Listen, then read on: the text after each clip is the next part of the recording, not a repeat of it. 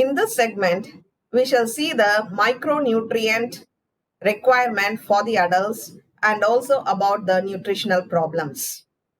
Calcium and phosphorus requirement. In adults, calcium is required for replacing calcium that is lost from the body through the urine, feces, sweat, and bile. In the adulthood, as we saw in the adult physiology, there is not much linear growth, but calcium is required for the calcium that has been replaced in the bones and also that which has been lost through the urine, feces, sweat, and the bile. Of the dietary calcium, only 20 to 30% is absorbed. Calcium is present in different types of food, including certain millets, green leafy vegetables, and the dairy products. Out of the total calcium that is consumed through the food, only 20 to 30% is absorbed, and the rest they are just wasted. And even that 20 to 30% is efficiently absorbed only in the presence of vitamin D. Vitamin D is the sunshine vitamin which we can get from the sunlight, and the body will be capable of synthesizing vitamin D. So for calcium absorption, vitamin D is required. So only 20 to 30% of the calcium that is present in the food is absorbed and utilized by the body. Long-term balance studies have shown that a positive calcium balance can be achieved by an intake of 300 to 500 milligrams of calcium per day. Positive calcium balance means the intake should be more and the output should be less. So that condition is called as positive balance. If the intake is less and output is more, then it is a negative balance. If both of them are same, then we call it as equilibrium. So here they are saying as positive calcium balance, which means intake should be more and output should be less. To support this fact, a person has to consume 300 to 500 milligrams of calcium per day. ICMR has therefore suggested 600 milligram of calcium per day for both men and women. Along with this, a desirable intake of phosphorus is recommended because the functions of calcium and phosphorus are closely related. The elemental calcium phosphorus ratio in the diet should be maintained at 1:1. So most of the foods that contain calcium also contain phosphorus. Wherever calcium is required, phosphorus also will be required. For example, calcium is present in the bone in the form of calcium apatite, which is nothing but calcium phosphate. And the calcium phosphorus ratio should be between 1:1 or 1:1.2.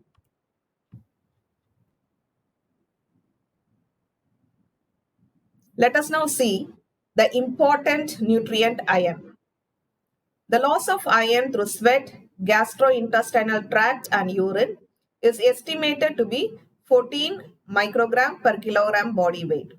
If it is an adult man, then you have to multiply it by 60. 14 microgram into 60. That will be the amount of iron that is lost from the body.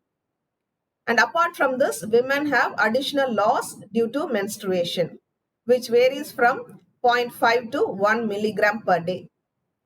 So taking into account these two factors and also the entire amount of iron that is present in the food is not absorbed. There are a lot of losses.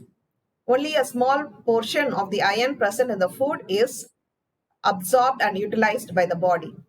And the iron absorption also depends upon the biological availability, bioavailability of the iron.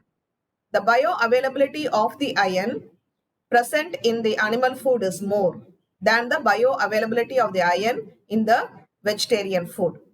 Based upon all these factors, iron requirement has been arrived at 17 milligram for women, and since women have additional menstrual loss, it is increased and it is 21 milligram for women per day respectively. Vitamin A. Studies have revealed that 600 microgram of retinol daily would be sufficient to maintain a normal serum vitamin A level at 20 microgram per 100 ml. Hence, ICMR has suggested 600 microgram of retinol for both men and women, which is equal to 4,800 micrograms of beta carotene. Since Indian diets contain both retinol is usually present in the animal foods like fish, egg, etc. Retinol is present, and beta carotene is widely distributed in the vegetarian food. It is found in the green leafy vegetables and also in the yellow, orange and red colored vegetables and fruits. It is advisable to express the vitamin A content of diet in terms of the retinol equivalence. Retinol equivalent is equal to microgram of retinol plus 1/4 microgram of beta carotene. Coming to the B complex vitamins, the requirement of B complex vitamin is based on the caloric requirement of the individual. For every 1000 kilograms of energy, a person requires 0.5 milligram of thiamine, 0.6 milligram of riboflavin, and 6.6 milligrams of niacin. So for metabolizing 1000 kilocalories of energy, 0.5 milligram of thiamine is required, 0.6 milligram of riboflavin is required, and 6.6 milligrams of niacin is required. And therefore, it will vary for each individual. The RDA for pyridoxine is 2 milligrams per day for both adult man and the adult woman. Vitamin C.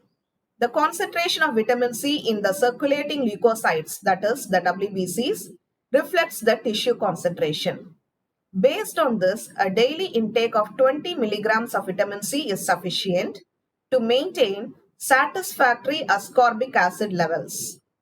Considering 50% loss of vitamin C during cooking, ICMR has recommended an RDA of 40 milligram of vitamin C per day for both men and women. Vitamin C is readily oxidized. When it is heated, a sizable amount of vitamin C is lost. Therefore, cooking loss of vitamin C is enormous. Therefore, though the actual recommended intake is 20 milligrams of vitamin C, ICMR has prescribed 40 milligrams of vitamin C, taking into account the amount of vitamin C that would be lost during the pre-processing and also during the cooking process. This table shows the food requirements for an adult man at moderate cost. Based upon the income, they are categorized as high income, low income, and the middle income. And this table shows the food requirement for the middle income category. The amount of cereals required by an adult man doing various type of work has been given in this table based upon whether they are vegetarians or non-vegetarians. The amount of cereal requirement has been 350 grams for the sedentary worker, 425 for moderate worker, and 600 for a heavy worker.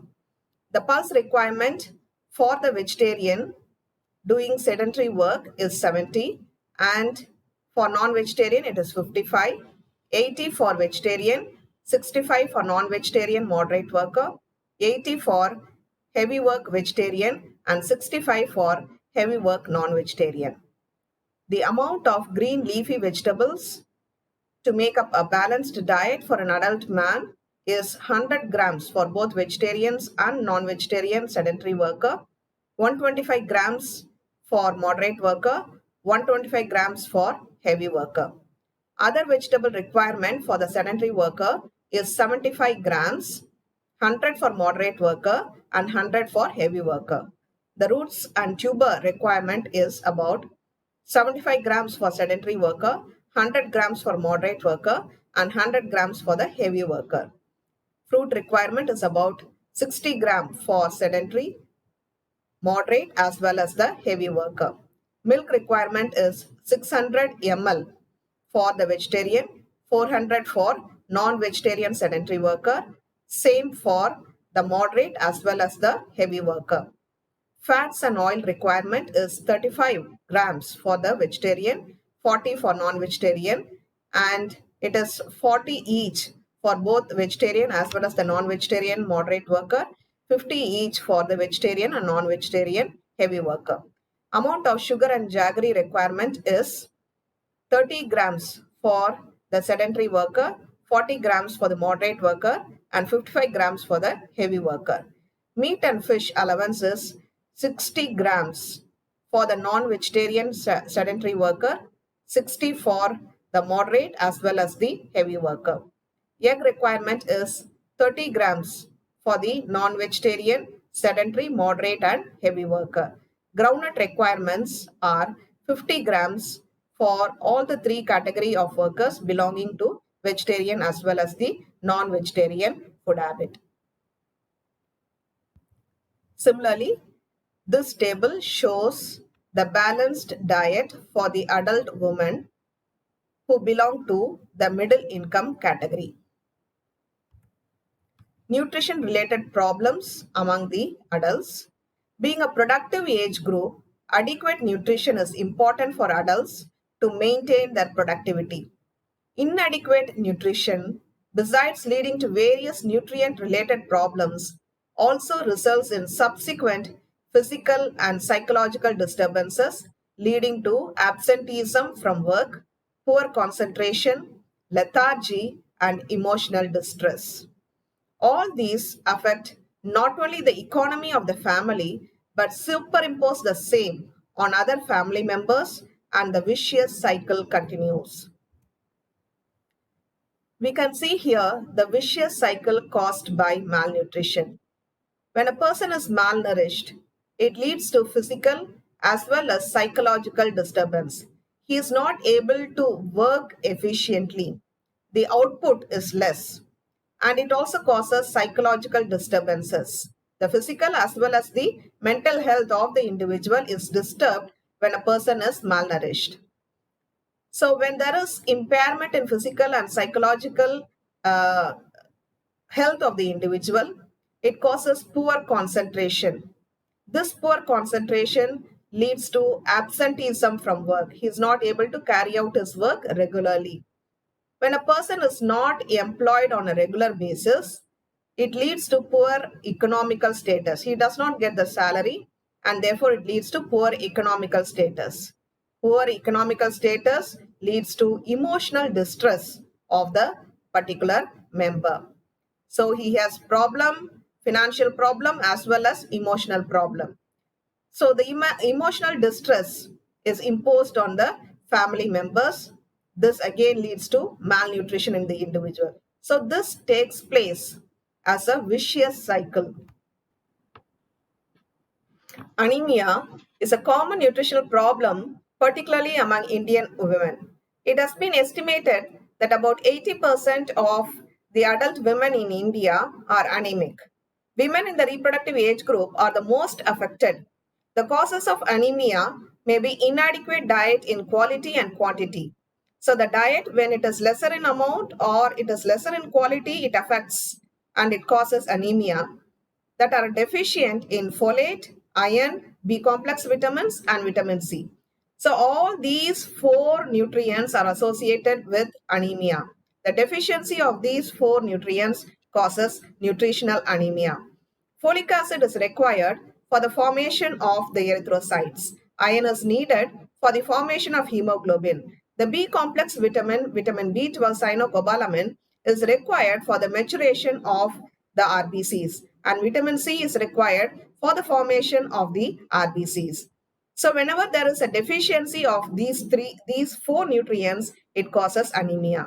Excessive menstruation, blood loss can also cause anemia in the women. Poverty can also cause anemia. When a person is not able to spend on food, if they get food of low quality and do not incorporate food that contain iron and the vitamins that were mentioned above, then that also could be a cause for the occurrence of anemia. Lack of awareness of the food values.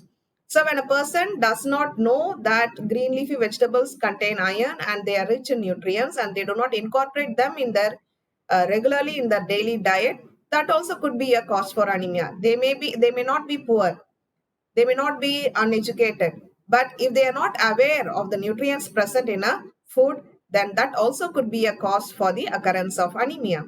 Poor environmental hygiene and sanitation also could be a cause.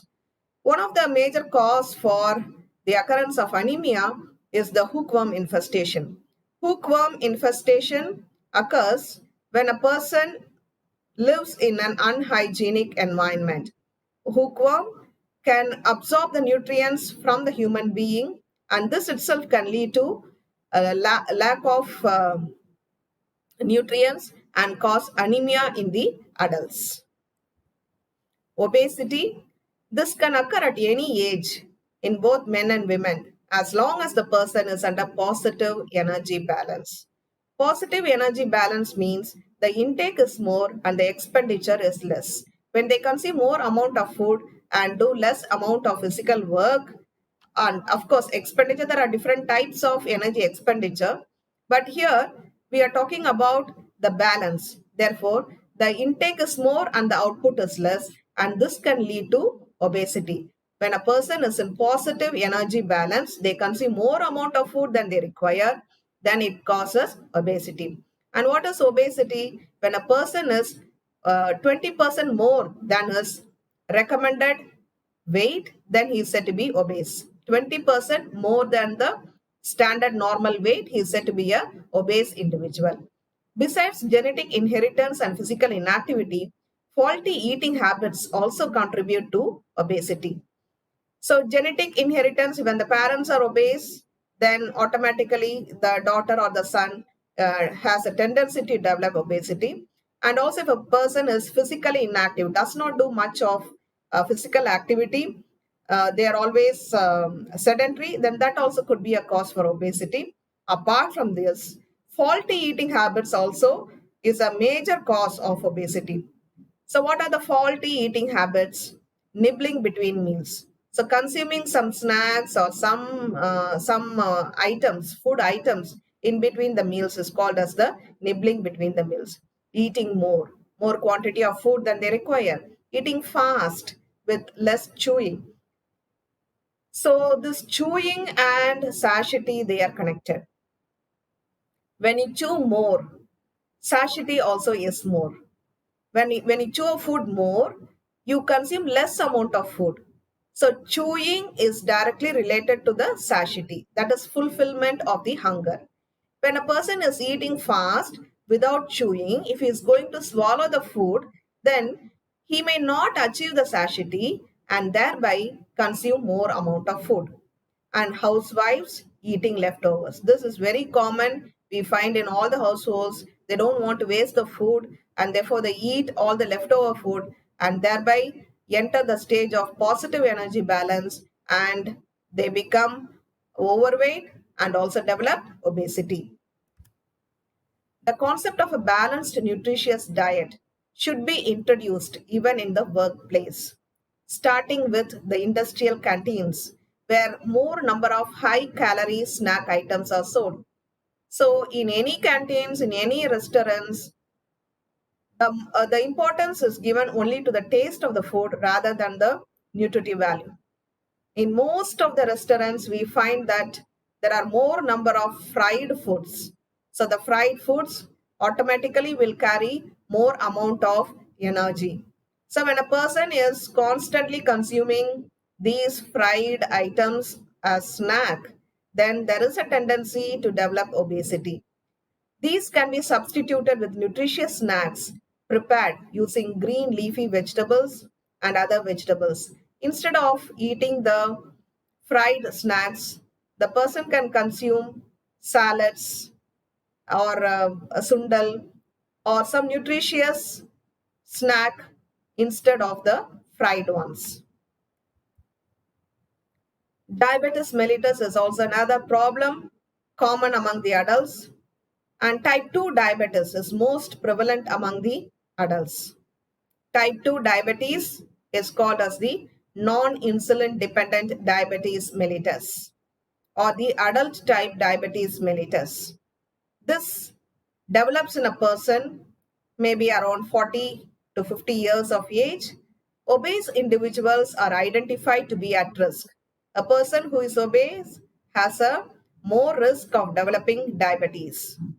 Malnutrition related diabetes occur in young people between 15 to 30 years of age who are lean and undernourished. It does not depend upon overweight or obesity, but even in undernourished individual, diabetes can develop. Acute stress, more common among working women and executive, is another cause for the development of diabetes mellitus. Diabetes mellitus is where the person's blood glucose level is elevated due to reduced amount of insulin secretion. This is a chronic metabolic disorder which requires a lifelong treatment. Underweight. Adults with a body mass index of less than 18.5 have reduced capacity for sustaining heavy work. They are not able to do work for a long period of time, and therefore there is decreased productivity. Underweight individuals are more susceptible to malnutrition, and malnutrition is linked to infection. This again is vicious. Malnutrition to infection and infection to malnutrition. Coronary heart diseases. Those in the high socio-economic group who adapt a sedentary lifestyle and have a high intake of saturated fatty acids tend to develop coronary heart diseases. The incidence is also high among the obese individual. These people are in positive energy balance. And when they consume more amount of fatty food, then they have a tendency to develop coronary heart disease. In this session, we saw about the adult physiology. We discussed the various nutrient requirement for the adult.